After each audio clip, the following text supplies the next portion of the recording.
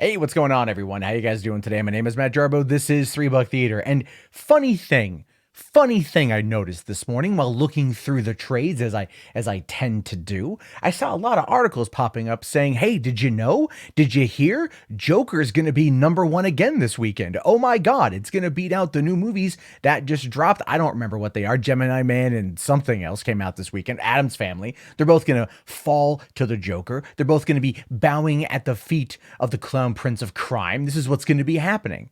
Which is great because it's a really good, solid movie that people are going to see. And the movie did really well during the week as well. It pulled in 9.6 million on Monday, which is the highest single day earnings for a movie in October. It pulled in 9.7 million on Wednesday. I don't know if that's a record, but I'm pretty sure it's somewhere. I mean, what's this Chinese year? The year of the dog? Or are we in the year of the rooster? I don't know what we are anymore when it comes to the Chinese calendar, but they're going to find some way to make it a record. The long and short of it's this: the Joker is a popular movie. And as I pointed out on Monday, where is the apology from the media in regards to this film? Where is that? We're sorry, our bad. We tried to slander you, but it failed miserably because no one decided to turn a theater into a hotbed for a for a massacre. But what I really want to talk about here is the fact that the media is now supporting this movie. They're not apologizing. They're not retracting statements that they've made. They're not pulling back the comments about how it's a violent movie that could potentially make somebody violent. Now they're championing it. Now they're coming out and saying, well, the movie's going to make a lot of money. The movie's going to do real well. It's done over 300 million worldwide. I think by early last week, it did over 300 million worldwide.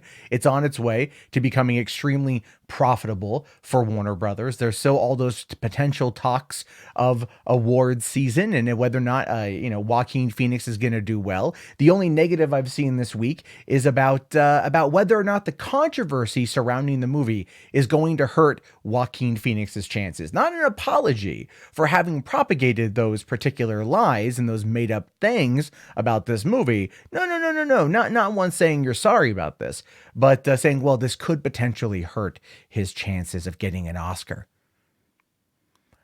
So let's get this straight. And I'm speaking colloquially, by the way, just to make that clear. Joaquin Phoenix does a great job in the Joker. Everyone says this movie, he is a tour de force performance, amazing performance, great performance. And yet first things coming off of Venice, right? Venice is like best actor, best picture, all of those discussions. Then the movie comes out and there's controversy that was created and propagated and very much carpetbagged by the media. And now they're coming out saying, well, the controversy surrounding the movie might actually hurt his chances as an Oscar. How is that not some kind of extortion?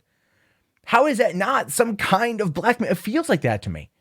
It absolutely feels like the media kind of extorted this film. They tried to derail it.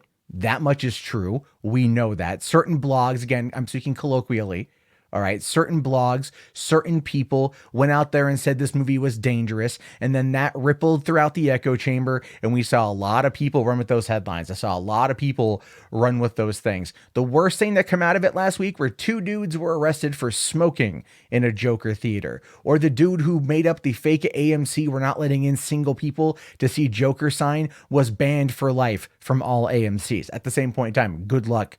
Really good luck trying to keep that one from happening. But they did. They ran this extortion racket against the movie. They tried to get them to capitulate to their demands. Warner Brothers gave in to the Aurora victims. And that's even suspected of how that whole thing was put together and everything else. But the movie still went on to make a lot of money. It's still continuing to make a lot of money. And now, instead of owning up to their faults, owning up to their misdeeds, they're acting like nothing happened, like they had no part in this, and they're now kind of supporting the film on a headline basis, right? Well, the movie didn't cause violence; it's now making money. We're going to talk about that. Oh, it beat out Addams Family and Gemini Man this week. The Joker beat a Will Smith action movie. That's a good thing. Not one mention, not one apology, not one retraction, not one oops-a-daisy, or spaghetti. None of those things. Not one of those things is what came out. And I don't know about you, but I am just bothered by that. So very much bothered by that.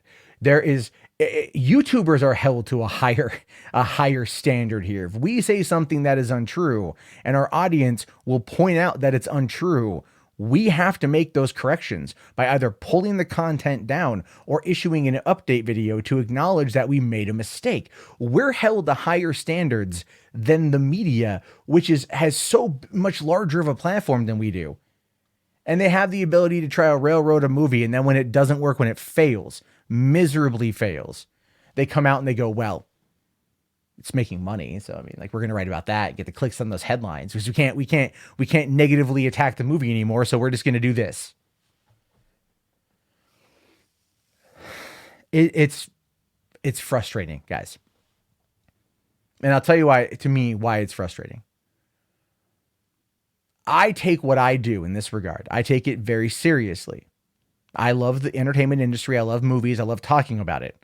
And I would love it if everybody was honest and upfront. There are, times where I've failed on that front myself, but it's something that it's still something that I'm trying to adhere to. And people who should know better clearly don't, or are so lying to themselves over it.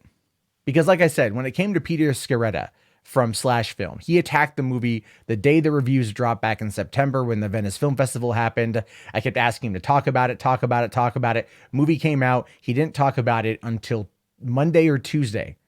When they didn't even do a write-up, he talked about it on his podcast. And he barely mentioned it at all on Twitter. He barely brought up the controversy at all on Twitter. He barely drew any attention to his original hyperbolic tweets. He talked about it like he said he would on a podcast for his website that was just mentioned one time in a tweet, and then it just got buried under all the other tweets that he has that go through the RSS feed that's from his website. That's what I'm talking about here. These people that run these narratives that are so full of crap that it's just annoying. It's just super, super annoying that they don't hold themselves to a better standard. The movie's good. Go see it. If you've seen it, let me know your thoughts below. I want to hear them. I will talk to you guys later. Have yourself a great day. Thank you so much for watching. If you made it this far, do me a favor, type Joker in the chat so I know. A lot of you guys are making it to the end. I really appreciate that. Also, toss it a like while you're at it, and have yourself a great day, guys.